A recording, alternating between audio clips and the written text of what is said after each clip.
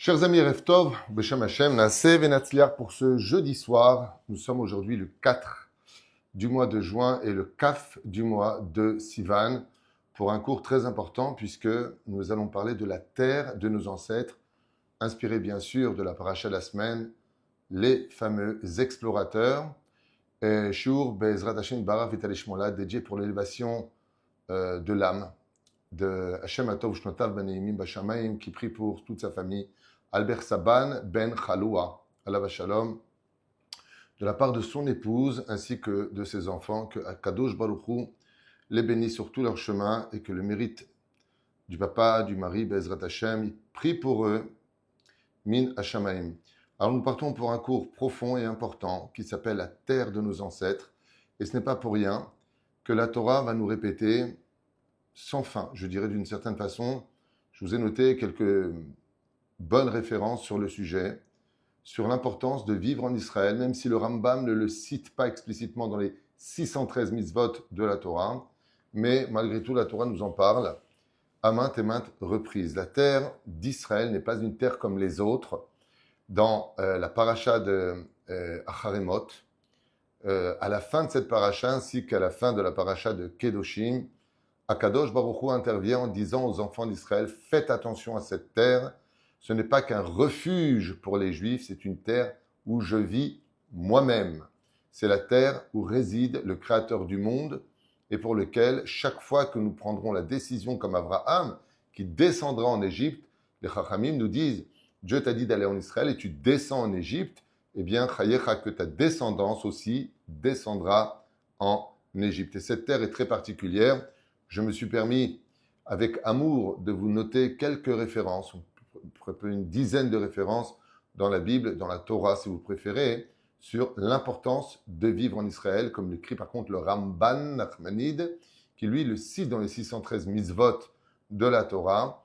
Et aujourd'hui, les Maaseh, selon la halacha, si on ne peut pas monter, on serait quitte de monter, mais celui qui peut monter aura le plaisir de monter, même si vous savez tous qu'on pourrait quitter Israël pour sa parnassa, trouver une kala ou apprendre la Torah ailleurs s'il n'y en avait pas ici. Dans les trois cas de figure, il y a Baruch Hashem avec qui se marie en Israël, il y a une des monnaies les plus fortes au monde, shekel, donc il y a de la parnassa, et comme je le dis souvent, ce Dieu qui donne la parnassa en France est le même qui la donne en Israël, même si Israël s'acquiert avec du mérite, des souffrances, et la Gemara dans Brachot, Bedaf et Hamoud Aleph. Et bien sûr, pour apprendre la Torah, il n'y a pas comme la Torah d'Eretz Israël, il n'y a pas autant de yeshivot dans le monde qu'en Eretz Israël, de Talmidei Chachamim dans le monde qu'Eretz Israël. Ce qu'il faut qu'aujourd'hui, Be'ezrat Hashem, si Dieu veut, tous l'an prochain, à Jérusalem. Alors voilà, je vous ai noté quelques versets pour nous inspirer un petit peu de cette terrible erreur qu'ont fait les Meraglim de penser qu'au nom de toutes sortes d'idées, de complots, de recherche de déshonneur, tous les commentaires qu'on a déjà cités et recités, voici ce que nous dit Be'ezrat Hashem le Chachamim, que la terre d'Israël sur laquelle les yeux d'Hachem reposent constamment, un pays dont Hachem prend soin particulièrement, les yeux de Dieu, de ton Dieu, sont constamment sur lui du commencement de l'année jusqu'à la fin de l'année. Dans le Deutéronome, chapitre 11, verset 12, pour ceux qui veulent vérifier et ceux qui veulent approfondir, médire, Be'ezrat Hashem. Ce verset-là est fondamental parce qu'il montre que la providence divine particulièrement, même si le ciel et la terre sont remplis de l'honneur de Dieu, Hashem Malet Kol Haaretz Kevodo, la résidence de Dieu n'est que en Eretz Israël, et c'est pour cela que quand on s'adresse, nous les Juifs, à Dieu, peu importe sur quel pays nous nous trouvons, nous nous tournons vers notre interlocuteur. Quand on fait la Hamida, on dit Hashem, Sefatay Tiftach, Ufiagid, Teilatecha. Dieu, c'est à toi que je parlais. Bien, si les personnes sont en face de moi, je vais me tourner sur la droite ou sur la gauche. Il va dire: qu'est-ce que tu fais? Tu me parles ou tu parles avec qui? Alors pourquoi on se tourne tous? Pourquoi est-ce que tous les Sifrei Torah, le Echal, dans les Batei Knesiot, dans les synagogues, est tourné dans la direction d'Israël? Parce que quand on s'adresse à Dieu, eh bien on s'adresse dans sa direction, là où il est. Et donc on ne peut pas se tourner n'importe où. Il faut demander où est-ce que se trouve Jérusalem, car je dois prier Dieu. Be'ezrat Hashem, ainsi donc vous comprendrez que le Créateur du monde, c'est vrai que son honneur remplit le ciel et la terre, mais sa présence ne quitte jamais le territoire d'Israël. En d'autres termes, monter en Israël, c'est rejoindre Dieu. Le commandement d'habiter et de posséder cette terre, c'est marqué aussi Be'ezrat Hashem, vous prendrez possession du pays et vous y habiterez, car c'est à vous que j'ai donné le pays pour le posséder. Référence dans les Nombres dans la Bible, chapitre 33, verset 53. Le Ramban, d'ailleurs, Nachmanide, voit dans ce verset une mitzvah positive de vivre en Eretz Israël et le cite comme je vous l'ai dit.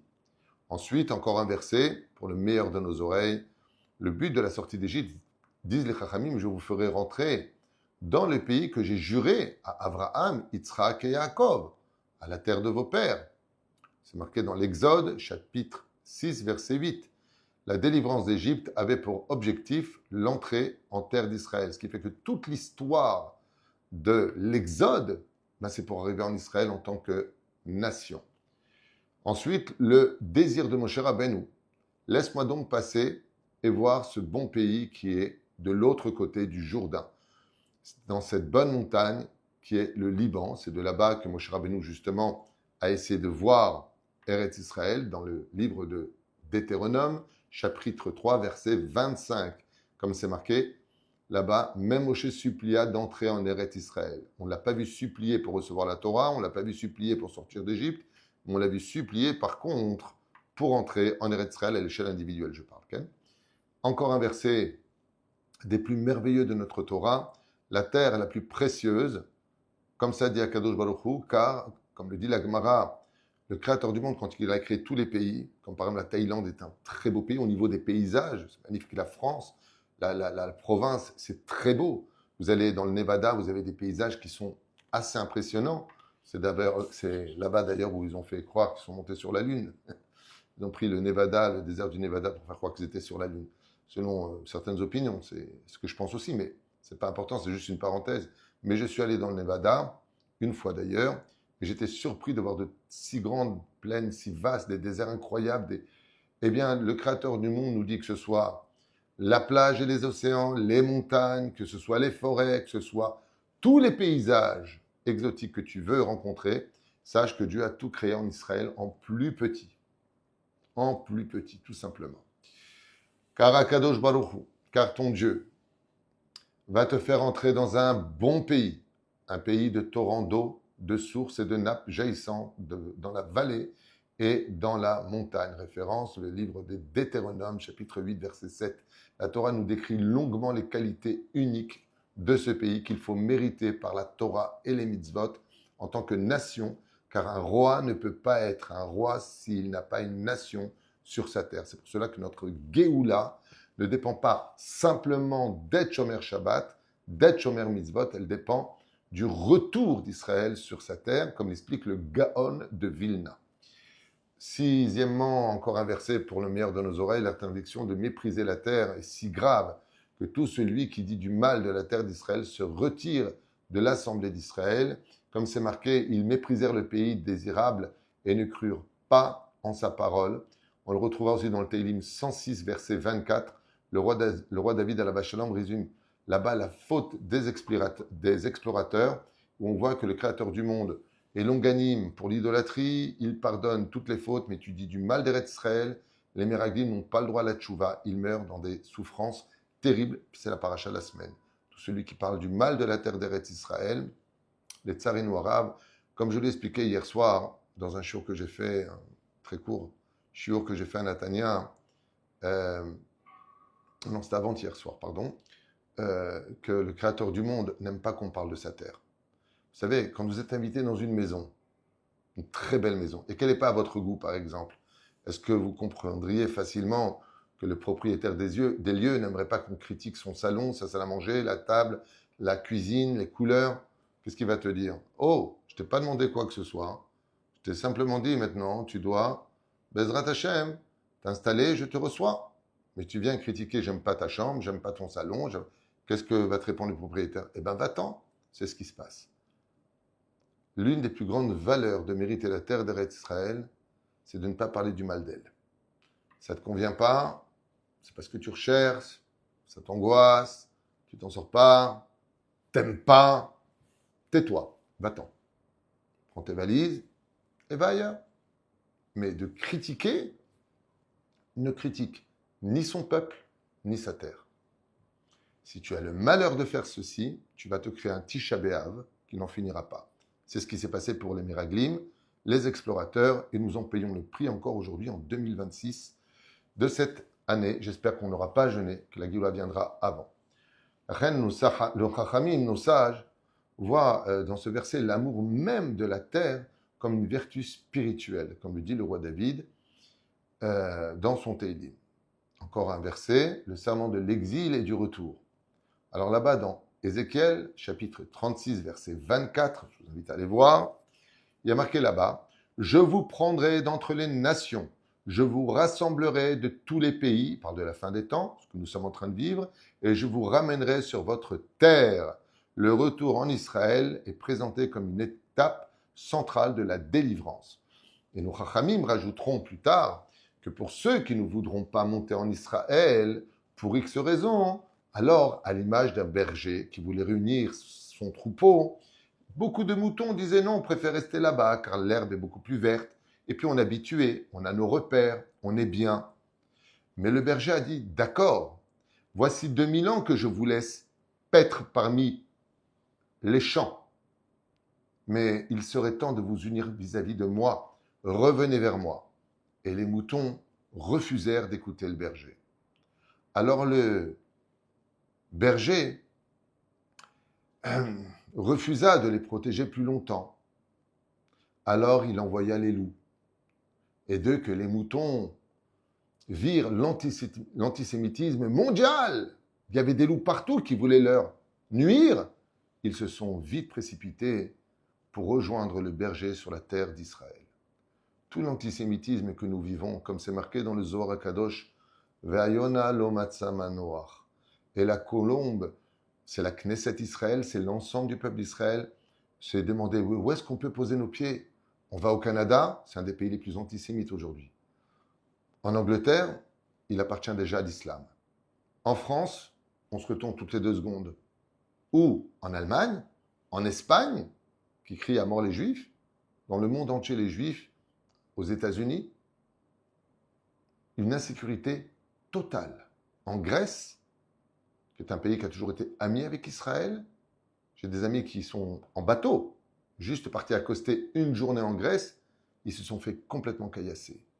Sortir des restaurants en Italie. Où est-ce qu'on va? Pourquoi est-ce que Dieu réagit comme ça dans le monde? Où est Dieu dans cette histoire?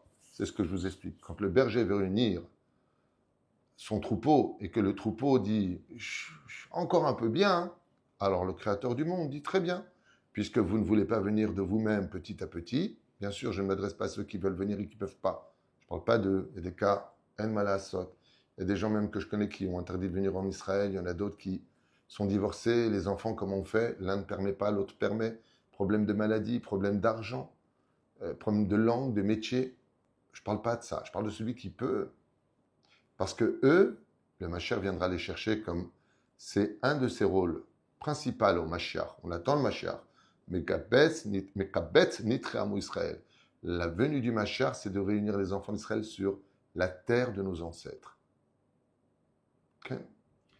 Encore un très très beau verset que vous retrouvez dans le Teilim Memchet, verset Gimel, donc 48, verset 3. Jérusalem, joie du monde. Comme c'est marqué, belle de Site, joie de toutes les terres du mont Sion.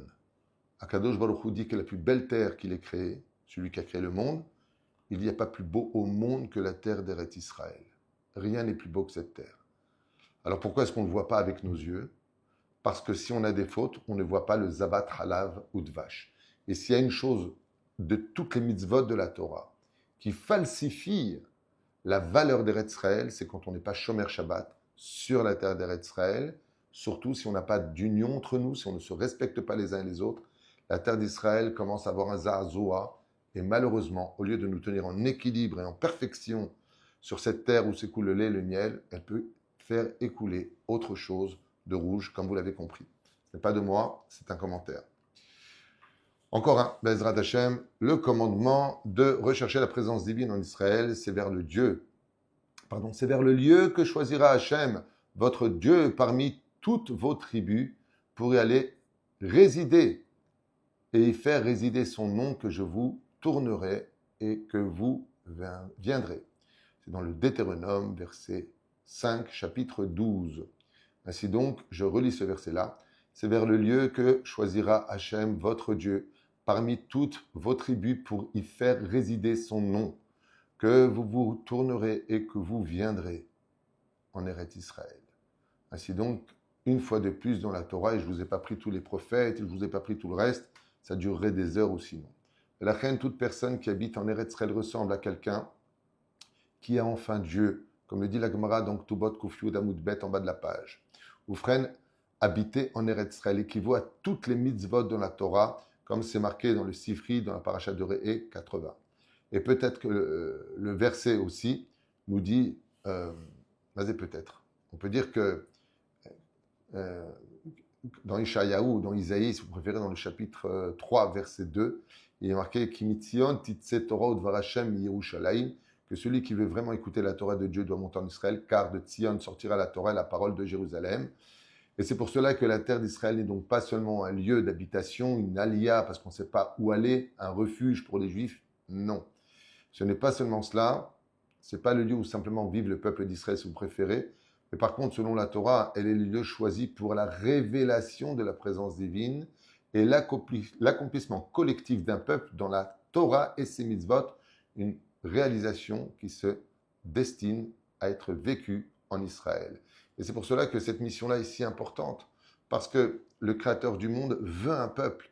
Et ce peuple-là, eh bien, il est cosmopolite, parce qu'il vient de 2000 ans de galoute à travers toutes sortes de pays, de traditions différentes, d'habits différents, de nourriture et de plats en l'honneur des fêtes qui sont complètement différentes, où chacun est persuadé d'avoir raison, né de la Shoah avec beaucoup de réticence vis-à-vis de la Torah, des conflits qui n'en finissent pas, avec des troubles de l'identité à travers cette terre d'Israël, on a l'impression d'être qu'est-ce qu'on fait, qu'est-ce qu'on a fait, où est-ce qu'on est-ce qu'on reste, on ne reste pas, une terre très dure, où la parnassa est compliquée, tout est très cher,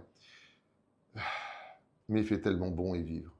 Comme je l'ai déjà dit, je finirai avec ça pour ce soir, que quand on fait s'allier en Israël, il faut mettre 3 choses dans sa valise. La première, accepter l'idée de recommencer sa vie à zéro.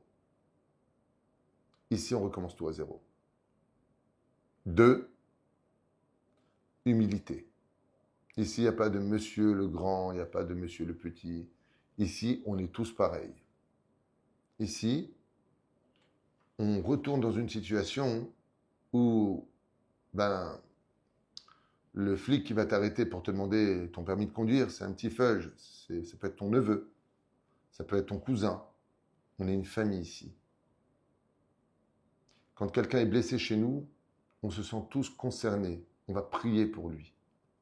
Comme je l'ai souvent dit, Israël est certainement le plus petit des peuples, mais elle est la plus grande famille de l'histoire. Alors c'est vrai que c'est dur, c'est pas facile, tout est un combat. C'est pas un pays d'assister ici. Tu travailles pas, tu manges pas. Tu payes pas, on te coupe l'électricité. Mais on y arrive. On tient. On avance. Am Israël pourrait se faciliter la vie s'il pratiquait beaucoup plus sérieusement la Torah et les mitzvot.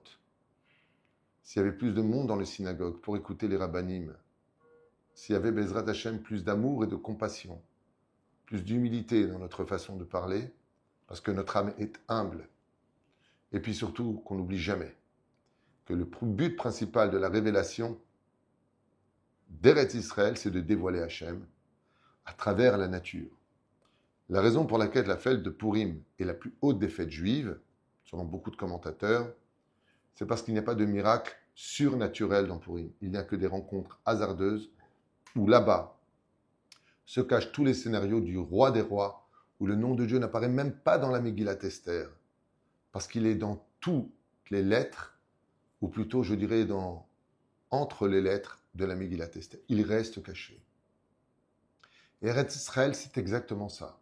Quand on était dans le désert, les miracles étaient dévoilés, la manne qui tombe du ciel, les trucs, wow, incroyables. Mais en Eretz Israël, non. En Eretz Israël, tu deviens la plume de l'écrivain. Dieu est l'écrivain, Am Israël en est sa plume, et la terre son parchemin. Shnizke Yeshua Venechamot, tous Bezrat Hashem bientôt Beretz Kodesh, la terre de nos ancêtres, cette terre promise par la Torah. Et il faut savoir une chose, chers amis.